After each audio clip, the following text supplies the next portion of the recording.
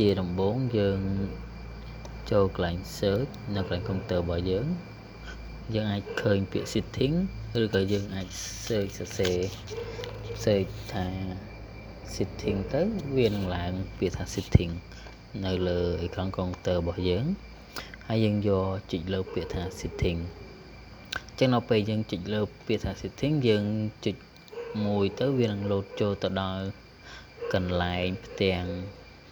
អេក្រង់របស់យើងនឹងឃើញនៅ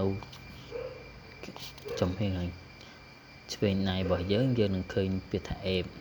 អញ្ចឹងយើងចុចមកចុចយកពាក្យថា app នៅពេលចុចពាក្យថា app ហើយវានឹងមានផ្ទាំងនឹងលោតឲ្យមកយើង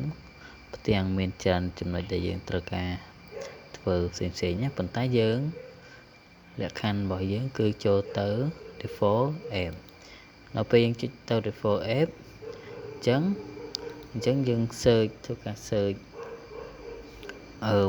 file ឬក៏ link ឯកសាររបស់យើង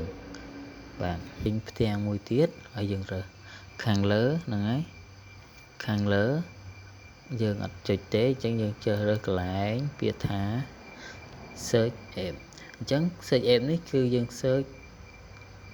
app ឬក៏ browser ណាមួយដែលយើងចង់ឲ្យវា run auto ទៅហ្នឹងណាអញ្ចឹងយើងអាច search បានបងប្រើជាប្រភេទ browser អីយើងអាច search តាមហ្នឹងទៅវានឹងលោតផ្ទាំងនេះមកអញ្ចឹងបងអាចចុចកន្លែង set default នៅពេលយើងចុច set default អញ្ចឹងមានថាកម្មវិធីទាំងអស់ដែលយើងចុចហ្នឹងវាឡើង run auto មក Google Chrome